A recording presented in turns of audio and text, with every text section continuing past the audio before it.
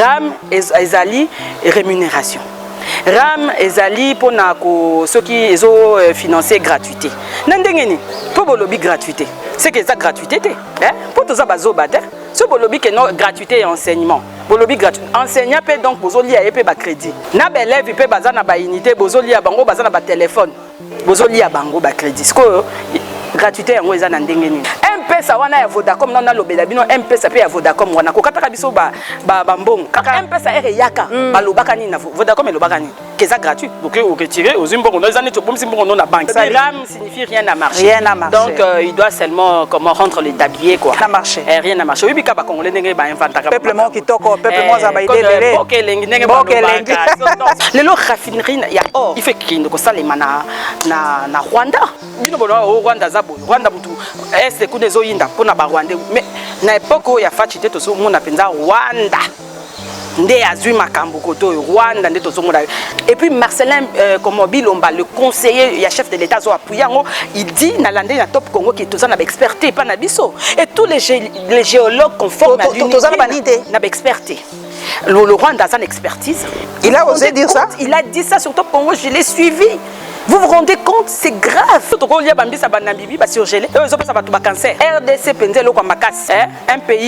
a un scandale géologique. Il y a un comité. Il y a un changement de fréquence, il y a une corruption. Donc tous nos députés là, nos représentants là, ils mandatés corruptibles. Corrompu. Un flatteur n'est pas un bon serviteur pour son maître.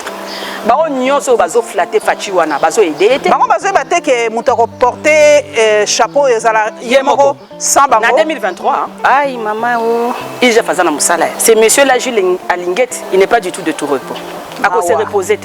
Pour partout, ça ne va pas, rien ne va. Kibasa n'a pas aidé Fachi, le président de la République, parce qu'il y a une famille, il y a eu des pèses. Papa Néazala qui vraiment, combattant. Hein? Il fallait normalement aider Fachi, ceux qui sont gouvernement, il faut lui warrior. Warrior, on a détournement. Donc ceux qui sont warrior, on a détournement.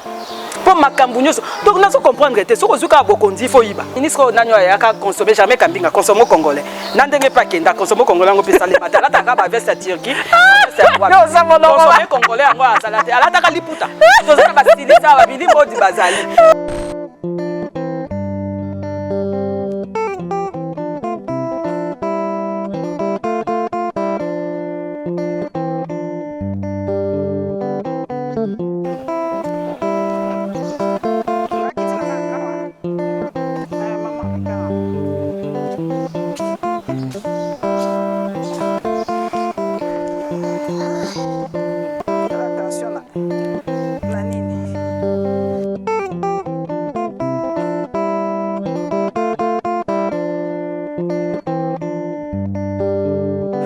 Sengo mingi ya koyamba yo mama Nicole Pocho asali so ko présenter na yebi ke boyebi mais ezaka toujours bien ba yebi été ba découvrir ye mama Nicole Pocho za journaliste za na Congo Web Télévision asala ke émission na ye Takotak magazine voilà pe a fungoli chaîne na YouTube ya sika aye pe ba kotoyo ndenge bo soutenir kinga bandeko na sengi pe na obalandaka la Lion TV bo kende bo cliquer na Pocho TV. Azali petite sœur, tozali ko lingabo découvrir basi ya bwania ya mayele na mboka na biso. Mama Nicole sengo mingi ya koyamba yo. Esengo elekinga ebele ma maman Paulette en tout cas, tu sais très bien que j'ai de l'estime pour toi. Je t'apprécie beaucoup. En tout cas na sepil na ndengo yambinga, en tout cas plaisir à trop na ezani susu la Lion TV la Lion TV officielle. Ah, officielle. Voilà. Donc na sepil makasi en tout cas. Merci beaucoup vraiment de me recevoir. Problème ezate mama ngala ninga koyamba baninga basi baleki ya basi. Moi si za kanzo toté. Moi si za uyu. Bo découvrir mayele ya maman Nicole Pocho. Et pourquoi pas en bonus pour découvrir Kitoko Nae. Moi aussi c'est ça, c'est la fleur. Il n'y a rien à dire. En tout cas, merci beaucoup. Madame Paulette, en tout cas je suis très contente. Na CPL na ndenge oyambinga na espace nayo, émission nayo, la Lion TV officielle. Merci maman. En tout cas, osa parmi journalistes on a CPL la Baron Makasi. Mayele, Boanya, Nyoso Evanda. kitoko beauté 50 ans ça bango ke ozalaka miss au participant à l'élection bao bayebi nga ya solo bayebi ke Paulette Kimutu parcours ezali la lionne banda lelo te donc lionne no banda lelo te bao bayebi en tout cas oza vraiment il faut pas pesa ta médaille non ekoya médaille nanga ezali reconnaissance ya population na ngai ba oyo ba estimaka biso c'est ça la vraie reconnaissance nakoya pe na Posho TV OK y a pas de nga moko nakoya en tout cas tu es na mi auto invité YouTube c'est vrai que je suis pas trop internet hein, je suis pas donc pas comprendre nga nazara vraiment activité parce que je suis pas trop internet donc il y a quelqu'un oyo asalaka azobwaka bon ba conseil pe na bino zalaka trop internet zalaka biso nyoso toyekoli yango mieux vaut tard que jamais lobi nakotaka na masolo yango kaka pourquoi pas il faut to lobela mboka na biso voilà toyeto solo la mama likambo sujet ya liboso to kolobela mama ezali kambo aram Maman Nicole nayebi ko yali mwasi olingaka politique mingi olandaka tolandi ministre ya PTNT ka kei question oral yango ponga na yambaka ba député mingi balobi et vandaka ba vandisi yango ba mwana ba mois Juvenal Munobo a posé qui question ba misusu ba député musu ba posé question par rapport à Ram Joël Lamika merci na PCP Mbote otambolaka ba marche Salema na rompo bileri ko ba panza voilà bat balobaka o Ram ba population esalaka le côté Joël Lamika merci pour na makambo salaki olobi nini na ba yano ministre apesi par rapport à Ram alobi Ram ezali taxété ali rémunération par rapport à ba service makambo belé bibi ezali ko soutenir gratuité mama Posho yo olobi nini par rapport en tout cas nazaki convaincu té hein na ba moyen ya défense na ye o ya pesa kibiso nga e convaincre ngate et puis depuis Ram on est banda depuis juin a institué depuis juin 2020 ngai na datika ko comprendre té mama Paulette makambo Ram en tout cas na mona kaka ko tie crédit et ba explication to lukaka yo luka mutute kuna pas expliquer na luka batu kutu je salue mon confrère Jeff hein Caleb Obiang na opesa ye bambote kutu to solo la kanaye ayaka kutu na Congo e na yebisa ke no aya le kana émission ale kakate bon akoza la mutazana misala yebele po ye penza na kati ya communication hein ya ministre mais ale kate bon to benga batu mais bon mutu moko te amona na pona kopesa biso explication po biso tozawa na pona côté ya pe population kolobela toza balobeli ya peuple donc tout le monde a pu m'outer à l'écarter mais makamu ministre a lobby pesinga mawa et révolté nangai pour na kolobaki non Ram ezali rémunération Ram ezali pour na ko ceux qui ezo financer gratuité nandengeni pour lobby gratuité c'est que ça gratuité hein pour tout ça bazoba te ce lobby que non gratuité et enseignement lobby gratuit enseignant peut donc bozoli a epé ba crédit na belève pe bazana ba unité bozoli a bango bazana ba téléphone bozoli a bango ba crédit ce que gratuité yango eza na ndenge nini en tout cas ezaki confusion ministre vraiment a convaincre qui batu belete même ba député à convaincre bango mais yemo kalo bazala ki choqué na ba propos trop fort ya ba député biso to zandenge nini mais pour les escroqueries ce qui a qui choqué biso ce que to kolobani population peuple congolais kolobani hein peuple oiseau souffrir depuis mokonza mboka ekaye programme na ye alobaki nini les peuples d'abord atiaki na nous peuple liboso po to yebi ke UDPS eza parti moko ya peuple non yoyebi définition ya UDPS hein le peuple d'abord ango yango même mokonza mboka mama Nicole ba suspendaka ngote Ramango ba suspendaka et puis ezongi kaka ndengo na sans et puis ba yebisa biso likambo moko te et puis na somi tout na soki ezalaki débattu na conseil des ministres est-ce que mokonza mboka azala ayebaki makambo yo te po depuis tozo lobela ça fait maintenant une année tozo lobela makambo Ram o eza escroquerie tozo comprendre te bozo expliquer ba tout ndenge ni ngai mbongo na nga moko na tie crédit na téléphone na nga moko bozo zwa ngai crédit sans que bo lobananga est-ce que yo maman reporter ponga lo balanzaka sur reporter te est-ce que kitaki ko tuna ba maison de télécommunication Vodacom RTL Africell ba misusu justement tuna ka bango par rapport ya téléphone ya petit frère nanga na minute pe bunki téléphone petit frère nanga bungi si téléphone mais Ram ekatakai Ram balobi nini ezo détecter ba appareil nyonso contrefait et puis ceux qui ba yibi au téléphone ce ko kei bako localiser bako yeba place téléphone no ezali ce ko leki nanga mobile bungisi téléphone nae to kei bokenda ki penza solo na RTL to kei na nini po ye eza double sim to kei téléphone nae ezali ya bien po téléphone nanga on na sombi eza téléphone ya sika babetaki nini code o bapesaka ke non soki po yeba ke téléphone na yo ezali téléphone ya bien eza Samsung eza téléphone ya bien sikoyo soki téléphone na ngai bungi téléphone nga na utilisaka mingi Samsung et puis ezali téléphone te o ya pirate soki non mais sikoyo téléphone na ngai liboso année passée kaka na 2020 na bungisaki yango mais na retrouver téléphone te na retrouver yango te petit frère na ngai akena Airtel et pardon Vodacom po ye utilisaka Vodacom babi makambo wana te oh Vodacom bongo bakataka biso ndenge balobi bayebi yango te ndenge nini petit frère na ngai atamboli soki kuta azalaki awa alingaki pe témoigner pour nga za journaliste eza déjà information pour nanga ndenge nini bino bolobi ke non ram soki taxi wana bazokata bakoyeba place téléphone na yo ezali balo téléphone lelo ti lelo azangi téléphone donc maman Nicole eloko zoka musanga ba société wana kasi gouvernement bongo nani bakataka biso ndenge kataka biso ram bayebi te ndenge qui passe par où pour lokata biso je ne comprends pas moi je n'ai jamais compris taxe wana en tout cas ti lelo c'est vrai que non ba pays nyonso ya monde madame Paulette et vivaka na taxe même en Afrique du Sud ba pays belo baza développé ezalaka taxe mais taxe wana OR batu bazo futa po balobi bo futa kapako c'est obligatoire ça c'est vrai il faut que futa pako po na mbongo wana bozo futa nde mboka na bino ko se développer bakotonga banzela bakosala makambo nyonso dambo siko biso to futa kampako tozo futa mais tozo mona le côté retour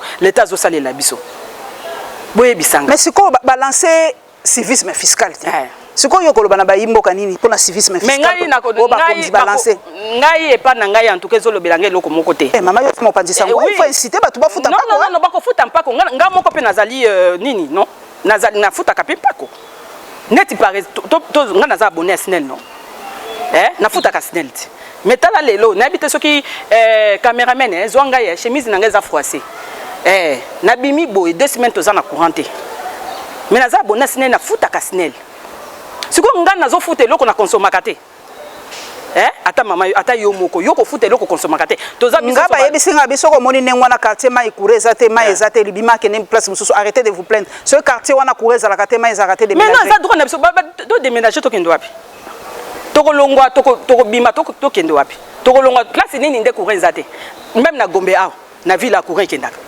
courir comment ko kendete stabilité à courir zara à l'époque à Mobutu ou maman n'a la biso parce qu'à l'époque de Mobutu quand même nazaki non mwana muke na koko comprendre makamute mais maman na biso abete la kanga lisolo ndenge Mobutu ezalaka na lelo Snell courir ko kende boyete mbamoko bako benga mbamoko PDG Snell ndenge nini courir ke na commune bo ndenge nini siko makambo na nyose manda ko leka wana ndenge nini l'époque na siko yo ezo salema subongo te c'est que casting ya kupona ba mikonzi ya mboka ba dirigeant ba ministre eza mabe mama batu bazozwa ba décision kaka pona ko plaire mokonzi ya mboka mais bazo salela pona peuple te yango ndenge mokonzi ya mboka conseil des ministres moko esalamaka ba suspenda karamu wana mais ezonga ndenge nini nana pesa kisu autorisation ramu wana ezonga bon wana banda suko kata tuna wana bango ndefa ba expliquer biso po ndenge nini makambo wana ezonga tant que kobenga bango bakoya te mboka rapport bakoya te bakozela droit de réponse bango ndefa ba expliquer biso yango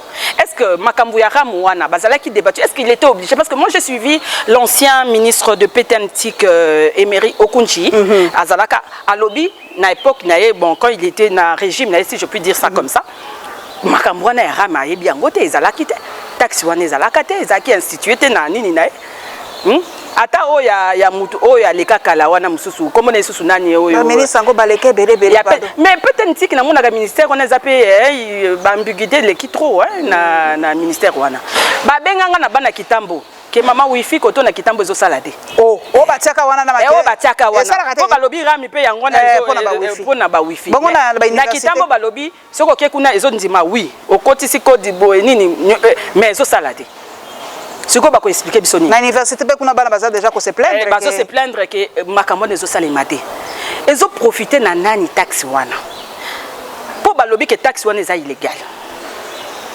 bato nyonso balobi ke mbongo wana bamonyi yango te balobi 25 millions eza logé wapi mais ba député biso balobi 25 millions eza moke eza moke balobi kutu 80 bazo mataku ba 80 bakutu na ba 100 ba 100 millions plus de 100 millions eza logé wapi tongi toyeba ministre il faut na IGF fora mosala IGF te sikoyo nde biso tokotuna IGF azana ai mama o IGF azana mosala c'est monsieur la Jules Alingeti il n'est pas du tout de tout repos. À cause se reposer. Pour partout, ça ne va pas, rien ne va. Biso toza te wana, toza ba journaliste, mais toza te wana pour na caresser gouvernement mi kondi non. Pour biso raote ceux qui makambo eza bien bolobela kate.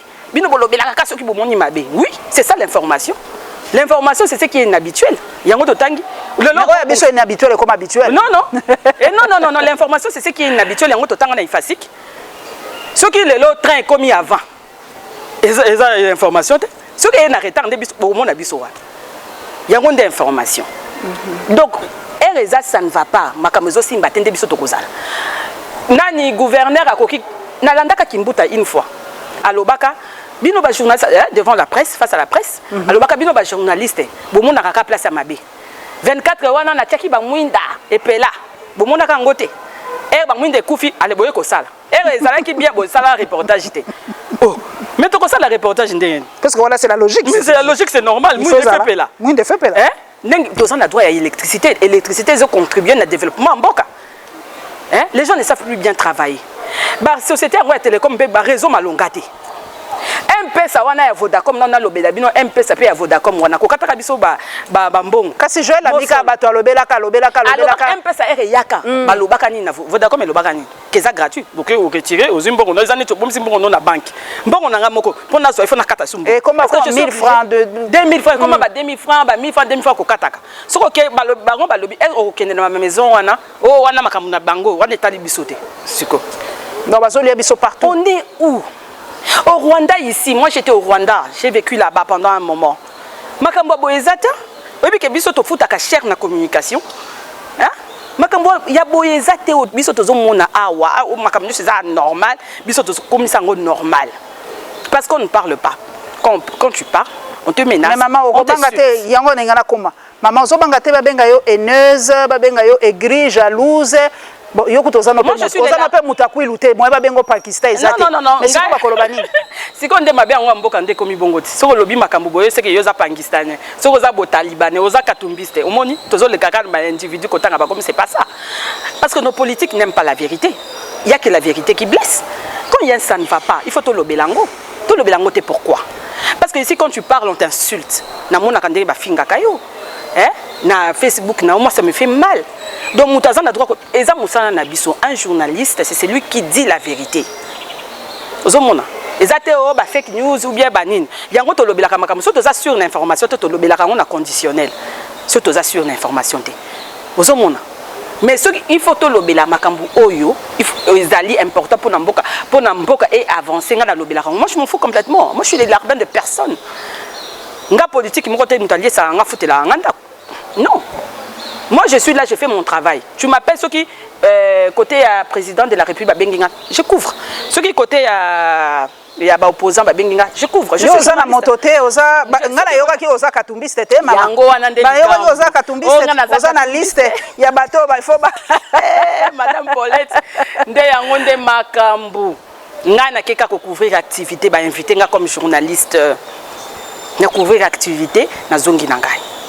Moi enveloppe no ba pesio si biso eza moyen de vivre te biso ba journaliste vivre ka bongo ti po bato ba lobela ka biso te biso to sala nous sommes des faiseurs d'opinion mais ba ki ba biso te eza moyen na biso le cordonnier le mal chaussé hein biso hein bato ba yebi ke biso to futa makate est-ce que ba lobela ka biso est-ce que ba lobela kango nenda ko défendre journaliste mais biso bato nyonso lo ba komi ba mikondi oyo même l'opposition le lo ba zu pouvoir biso to zaki sima na bango le lo ba reconnaître biso susu ba su ba lekala ba miso ba senga na ya ofele ce n'est pas de ce monde ya ofele ngaza ko bondela biso ngai kaka na pas de na sala ba émission na sala ba émission na Kabundi era uti Katanga aye e bazuye balongo libre no mavungu batie secrétaire général émission ya liboso exclusivité na zanango émission à sala ya liboso ezaki takotaki magazine to sala ngo Augustin Kabuya zalaka to sala wana na faden aw to sala ngo en 2016 to sala ngo erayi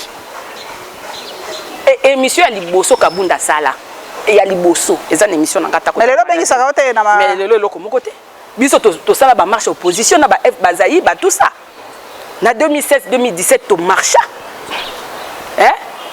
pour nani kolobela to zalaka penza sima ya opposition ba comment ko trobenga nga journaliste opposition Pour ceux qui ont un peu d'opposition comme journaliste opposition. Ceux qui ont le pouvoir, bon, le quoi battre le barama, on va bakansaka, parce que nous on ne cessera pas de faire notre travail pour tous appeler besoin de reconnaissance dans bangote hein. Ceux qui au salaire non musala no malam musala no ka musala no malam. Nzambe moko ayebi ako récompenser yo. Deuxième sujet to kolobela mama kamara mwana alobi lundi hein.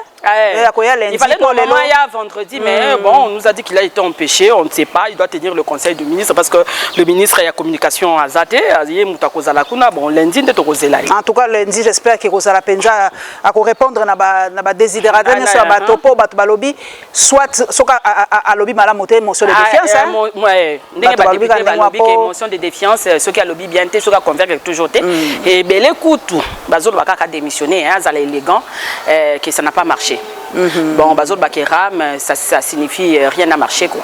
Oh, rien n'a marché. Rien n'a marché. Oui, bika ba congolais ndenge ba inventaka. Peuple mo kitoko, peuple mo za ba idée belé. Bokelengi ndenge ba bokelengi. Donc ce qui dit kamumo ke bimika ka bango. Allez, basi basali. Ram signifie rien n'a marché. Rien n'a marché. Donc il doit seulement comment rendre le tablier quoi.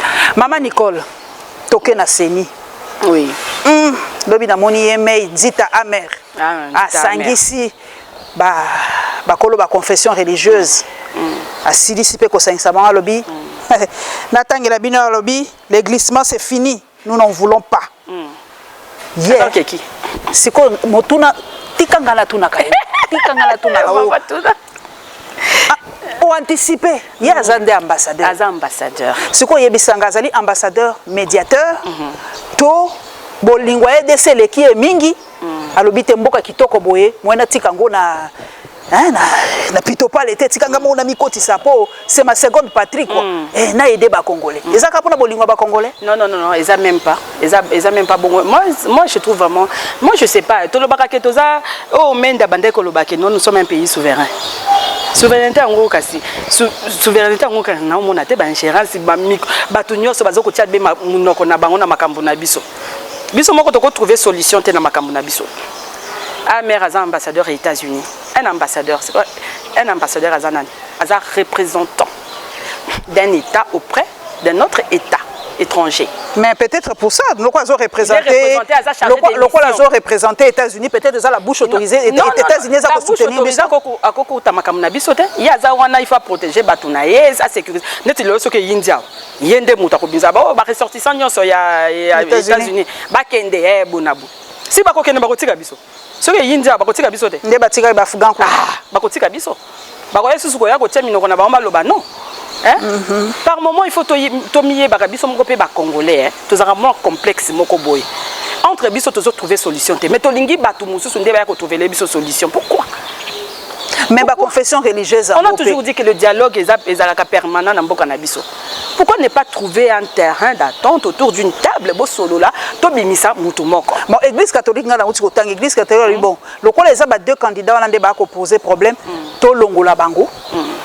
To Zouabato Mosusu. L'église de réveil boye lui kaka dima ou rien. C'est là aussi ça pose problème parce que quand vous insistez aussi sur comment une personne Bozolo Bakaka, pourquoi seulement lui? Est-ce que c'est le seul compétent? Il est le seul? Mboka na biso ezo regorger ba compétence belé. Tous en abattu belé baza compétent. Ce qui kadima c'est kadima qui pose problème parce que SCC na église catholique ba pesi ba raison na bango. Bon, ce qui ba boy kadima. Bango pe ba proposer à bango pe kuna si confession ba koboya. Siko tokosuka wapi? Pour 2023 aussi approche à grands pas. Mais Mbosso pas lobby 72 heures hein. C'est lié hein. Ce qui était mon condipe c'est le bac à lobby en renvoyant qui balle na l'Assemblée nationale. Confession va trouver solution. Va trouver solution. Pour Seni président ya Seni wana obakozwa. Mboka eza munene eza Kinshasa te eza RDC Mobimba. Il faut bazo temps pour préparer ba sala makambu nyoso. Siko to tikali na combien? Mikolo tikali combien? Ba manœuvre nyoso bazo sala wana. Hein? Ba trouver solution. Ba fanda, ba luka, mutu moko na ebité. Kadima wana il dérange pourquoi? Parce qu'il est louba? Peut-être, hein, je ne sais pas. Parce qu'il paraît qu'il y a trop de louba. Na constitution na nini kuna? Na cour constitutionnelle. Cour constitutionnelle, Moulouba. Stocké na ministre de la Justice, Moulouba. Ministre de la Finance, Moulouba. Donc ba louba ba l'équipe partout.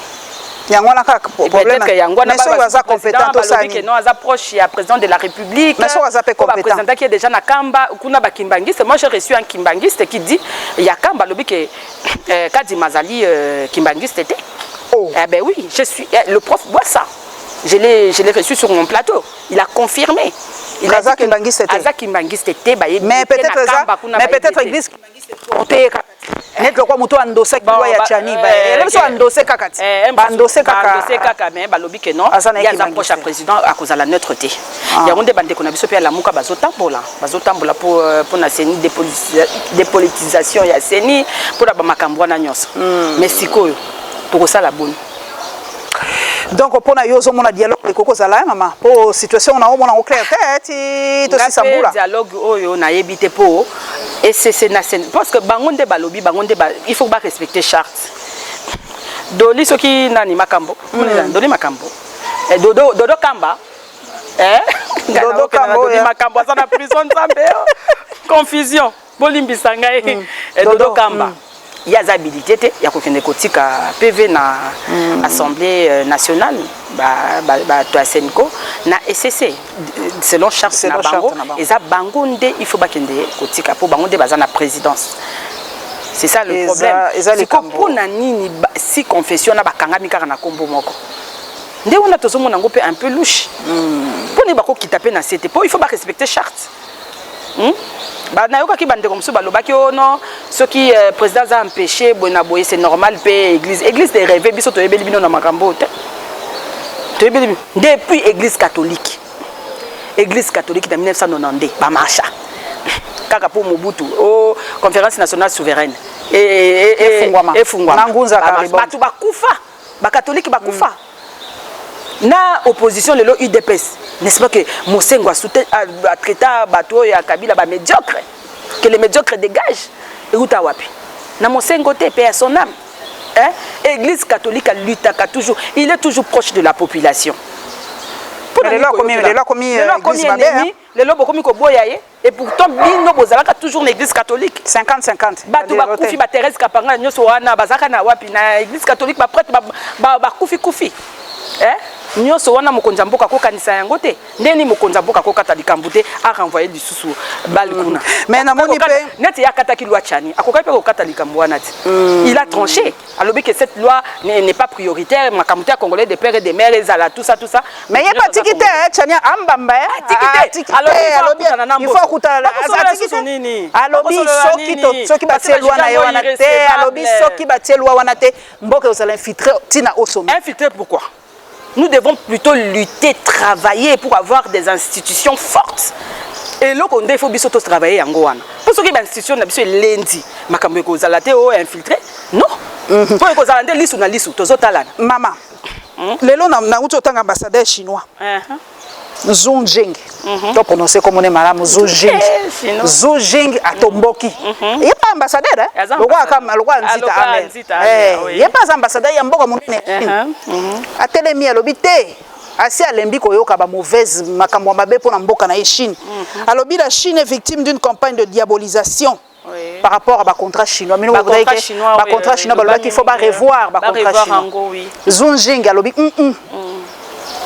bakoko revoir ba contrat wana te pour l'état naie ezako dépendre na état mususu yo zo comprendre rôle ambassadeur wana Chine ko jouer lelo à se défendre pour Chine comme grande puissance ba américain pe bakoloba na Chine te tu vois ezaka makambo eleki na Monténégro na ebite ce ko landa ki information na Monténégro ndenge ba chinois ba sala ki contrat que non ya banzela ya ba route kaka lelo Monténégro est comme coincé pour bazo bakoki ko respecter te ba chinois ba bi bakotikela bango wango donc mboka mobimba eko kende na Chine kala ba contrat o bino bo signaka bisinya ezo le kana France 24 donc mboka Monténégro ke na ngwe pa ba chinois Monténégro oui ce qui est comme province na bango eko comme bon province ya Chine bazo ko futa te so ko futa te bango bazu yango na ndenge lokwa bo futa biso tokangi koto nyoso parti na bino et comme Chine baza na droit wana baza na droit wana po basignaki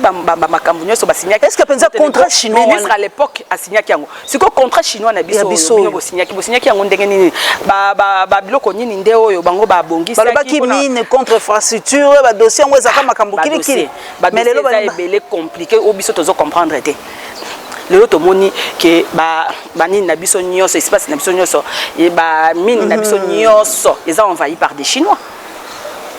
Siko un ambassadeur à lobby, siko asignaki na ba congolais wana basignaki ba lobaki nini. Pour le lobby soto komi ko travailler fa chazo travailler na ba américain pe bazota l'intérêt na bango nde bazo lobela. Siko ba chinois pe ba. Donc lelo on a l'impression que le régime ya Tshisekedi est pro américain. C'est ce qu'on voit. Hein. Quand on voit l'ambassadeur là qui est tout le temps là, qui vient à s'ingérer, à qu'est-ce qu'on peut comprendre? Hein? Il vient, il rentre, à mi pesa kutuna kombo na biso ba congolais nzita. Bakuta na randenge alingi lelo akomi wa fani sabatu pona mamba seni. Ya ba élection. Et donc Joseph Kabila boya ka yango wana. Ça là vraiment il en fait un peu trop, c'est un peu trop. Mboko quand même nous sommes un état souverain, tous déjà indépendance depuis 1960. Ceux qui paient indépendance en gros il y a ceux qui paient Zalaka. Parce que moi je me dis toujours que nous sommes colonisés, hein. La colonisation a changé ses formes. Hein. Tout simplement. Tout simplement. Et ça c'est ndenge et Zalaka kalate. Parce que ceux qui te le bitent ba monoko mboka na so point nyozo ba monoko mboka na yo. Okolo ba français te. Ah non. Ceux qui makambo nyoso zo leka lelo oyo ya ba désordre lelo onga na lobaka. Prof nanga moko na ifasi ki Didier Mbouya banda koloba les rêves d'un colonisé c'est qui deviennent lui aussi colonisateur. Ozomona Didier Mbouya Didier Mbouya motemingi motamayele nakanga mama kamune belé na mutu. C'est un peu ça. Makambo tozomona. Chini fa loba soki basinyaka eza makambo mikanda te. Bo sinyaka makambo. Bokene nango tina suka. Américain ko kota poni pour lelo yindeli bino bokeyo benga américain ba ko kotela bino dikambo. Il a signé la Chine a signé avec avec le gouvernement congolais à de l'époque. Continuité des affaires de l'État hein, donc il faut pas assumer en tina suka. Le peuple congolais ne se retrouve pas à Kisangani chez moi tozana or. Or on a zo salima tala Kisangani chopo tala ndengezali. Hein bazozwa ba chinois bazui batu biso ba Congo to ba esclave to comme esclavage comment la ba image mais vous voyez les images ndenge batu les Congolais travaillent mais ngala za comme baba yo moto to chop ba komaka kuna ndenge nini ba matériel yo nyoso wana ba engin wana mine ba kotela ka wapi ba komaka kuna ndenge pe ba komaka kuna ndenge. Il y a des ONG, il y a des droits de l'homme, Baloba, Bakobakino, Ouganda, Moutazo favorisé, Rwanda, bonne exploitation illicite à minerai Nabiso.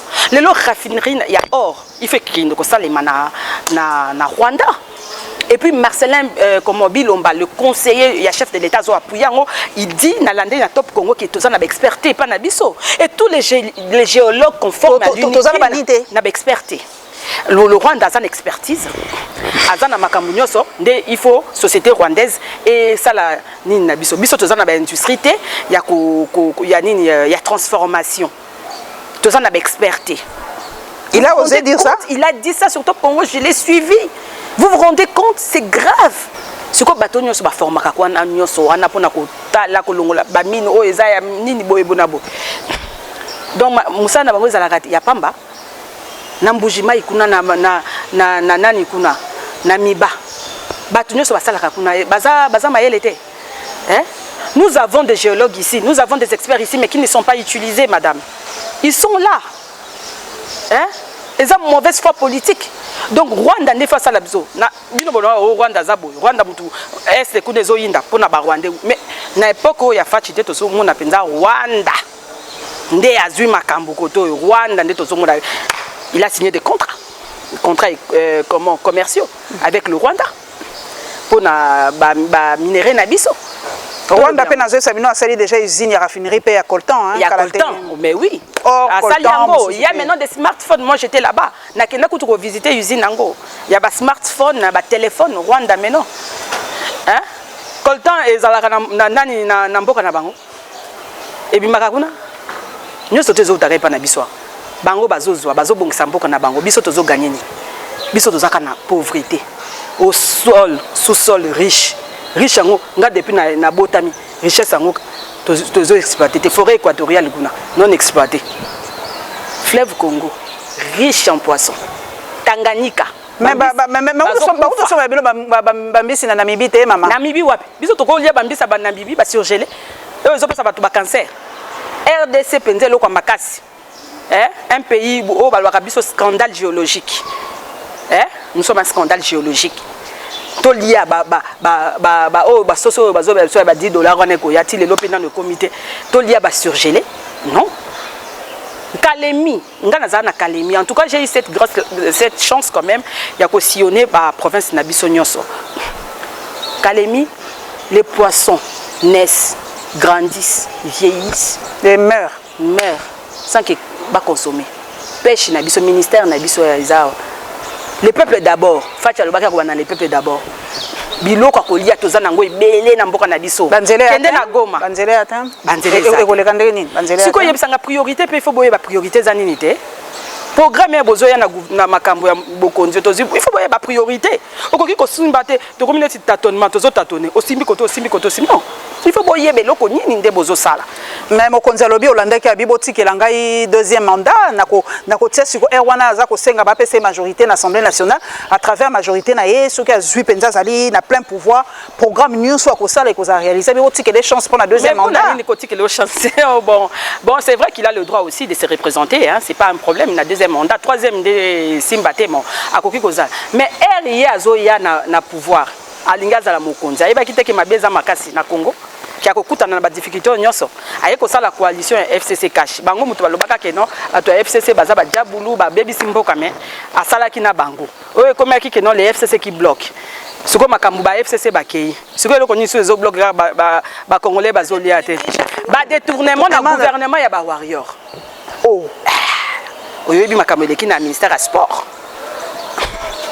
bazongisi mbongo déjà bazongisi boyebisa ngai po ija fatelemaki bazongisi EPST oyebi 16 millions ebimaki te po ija fatelemelaki yango déjà amonaki botindi liste te bozo exiger bokende kofuta bato maboko banki maboko banki boni traçabilité nde makambo allez ebima te fanda tato ya santé ya zapi ya santé eteni longondo mais abimi pona nini justice fa expliquer biso kasi te to boyi deux poids deux mesures justice a deux poids deux mesures de to boyi ye était na reconnaître que mbongo ebimaki bona boya kozongisa kuta loba ti ndenge lelo ba ekokanga to moni kaka Augustin Kabuya kene kotala na prison papa piqué crise na CMK ba memi après liberté provisoire si les lois azaka en hôpital liberté provisoire na ebité sur place azali bango nde bakoyebisa biso place azali mais na yoki pe ko silika yo makisa motema moke mais noki ba matili ba enseignant mbongo te ya ba matili bango $10 te c'est gouvernement Fachi et son gouvernement ba qui pour un changement bakoko zo ba un gouvernement qui se justifie à tout bout de champ oh non bango ba saki non mais ba matili ba enseignant $10 te maman pocho $10 kasi il y a 40 000 francs, ceux qui font 1000 francs. $10. Belette. Madame Paulette, qu'est-ce que tu vas faire avec $10 dans ce pays? Hein? Biloko eza komata. Biloko eza komata. Transport eza komata. Yebisangai, un professeur, un enseignant qui habite Kinkole, azotangisa na Gombe na Bosangani. Akoya ndenge ni aller-retour. Hein? $10. Au moment où les députés ont une palissade à $50 000. C'est la pesengi, papa. C'est la pesengi. Bon, au monde, c'est révoltant, ça me fait mal au cœur.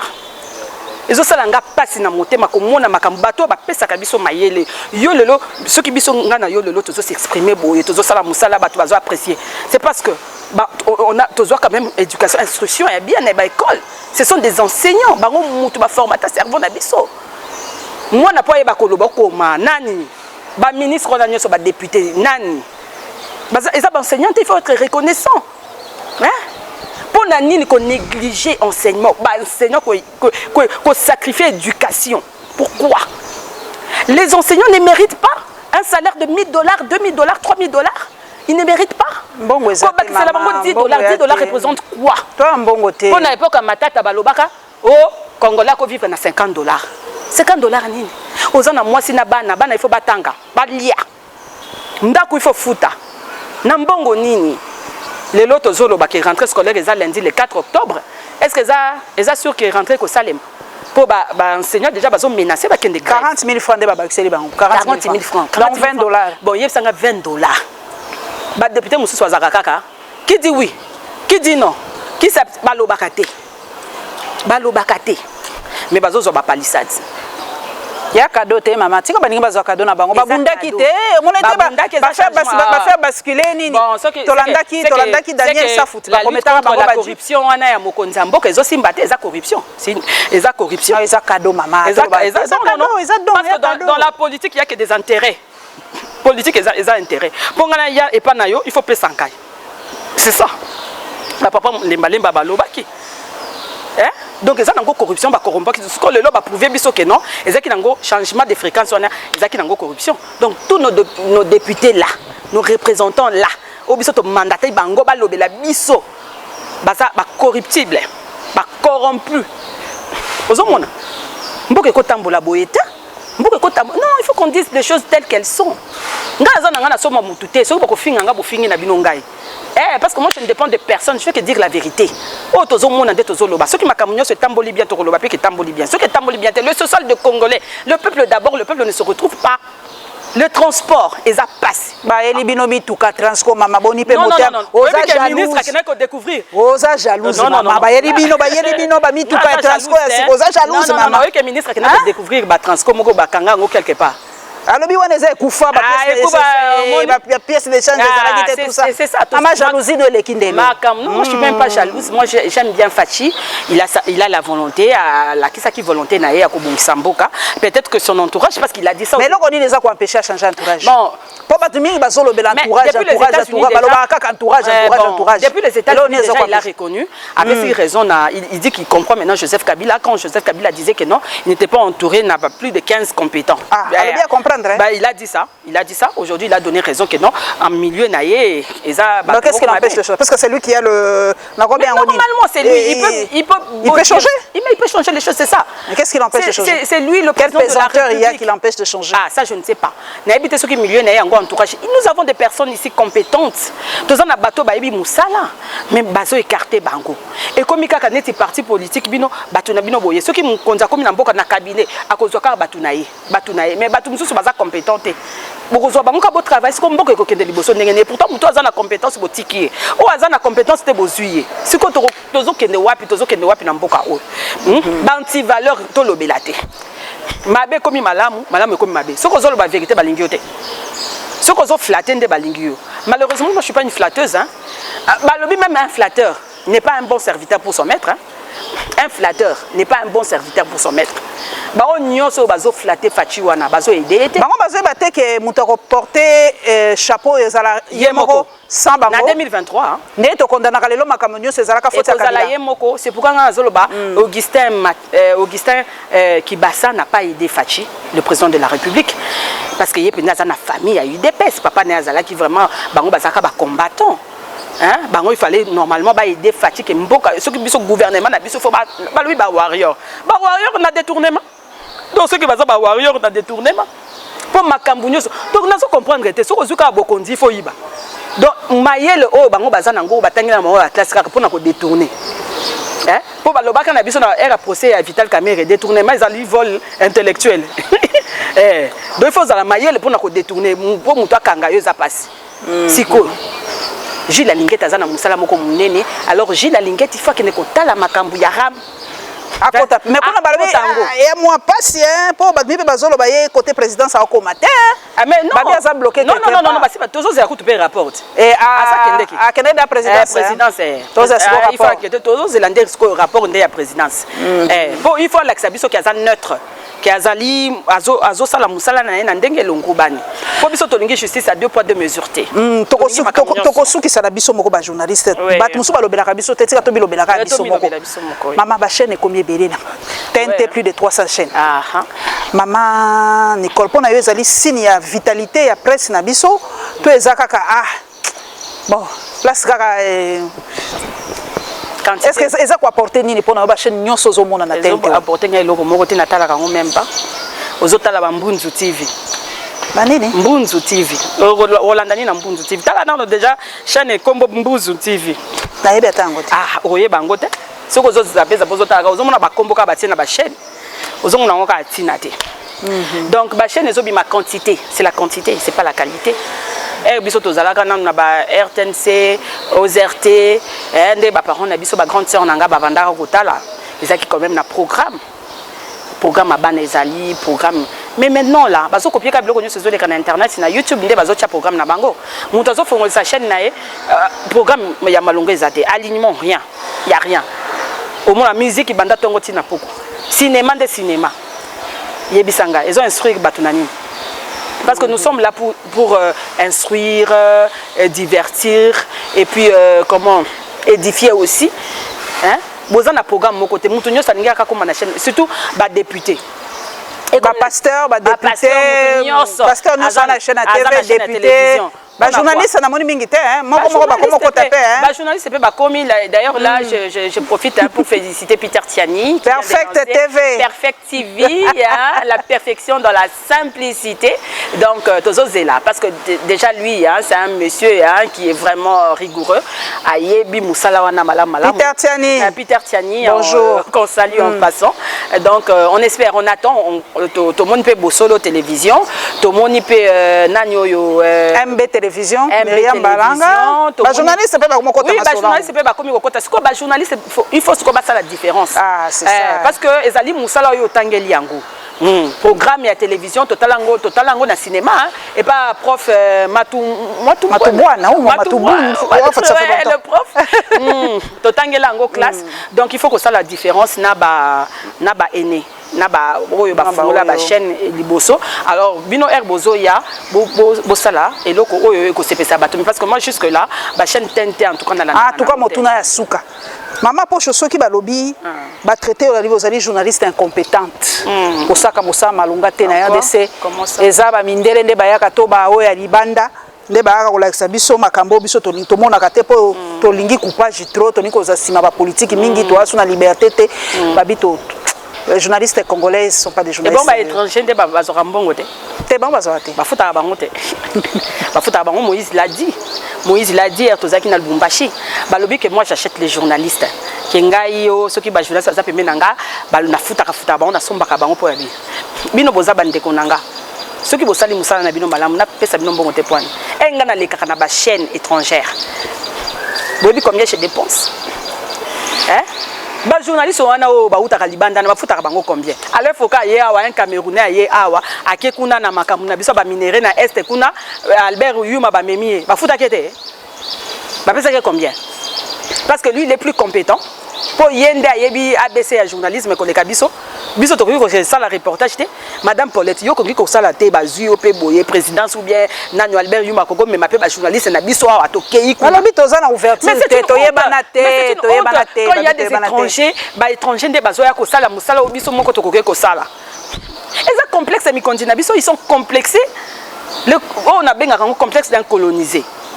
Donc yo mi lingite olingi nde oyo kaka ba étranger ozo consommer kaka ba étranger oya mboka no moko balobaka ministre nanyo ya ka consommer jamais kambinga consommer congolais nandenge pa kenda consommer congolais ngo pesa le matin la taka ba veste Turquie consommer congolais ngo azalate ala taka liputa toza ba silisa ba bindi modi bazali ba silisa ba oyo ero betaka maputa na wana ba za ebele ba ebele est-ce que tu na ko consulter bango ba continue biso mboka balandaka mokonza mboka anzimi bazin le quoi président est ouest africain balataka ba bazin mokonza mboka ningi ba bazin et pourtant biso tozana mama puta na biso solo itex africa bakanga Saint-Exki ba biloko na biso moko ya congolais ba usine na biso tozali awa bakanga nyonso ekufa tokomika na ba étranger économie na biso na maboko ya ba étranger c'est tout ba supermarché ba supermarché nyonso ba indien azoteka na détail ba mama ba lobi ba lembi Zando pe depuis Zando ngo petit lelo Zando depuis ti lelo tozoyeba te suite à Zando ezanini ba ça ka beti de faisabilité on ne comprend pas nambula lobby nambula oyo beti ça qui salité tala dégâts salemi kini bopeto yango ya ndenge nini on ne comprend plus rien. Ma mère habite à Bondal. Bondal Sinkine, le marché Sinkine. Vous qui ne comptez là, nous salité, bah ils ont gaïbéné. Oh, comment qu'on a allons on Azali bourgmestre, il y a Bondal.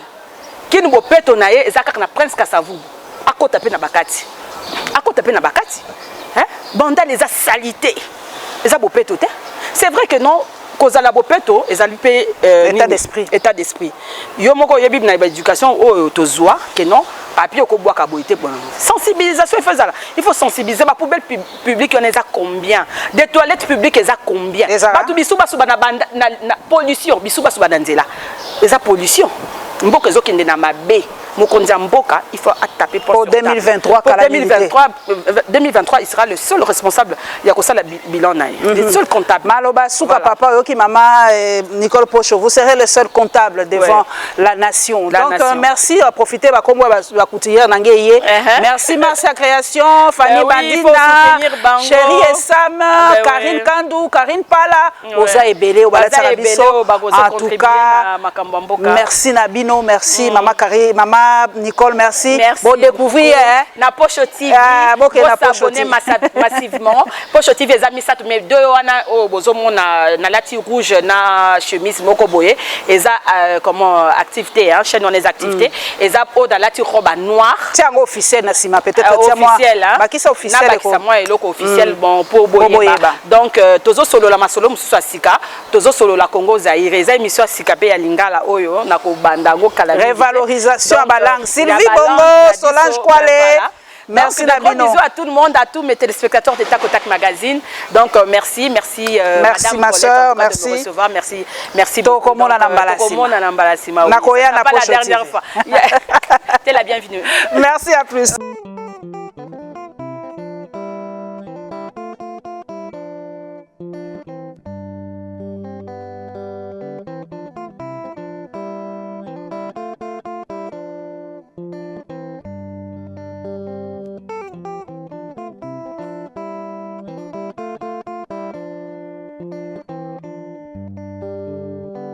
Mm-hmm.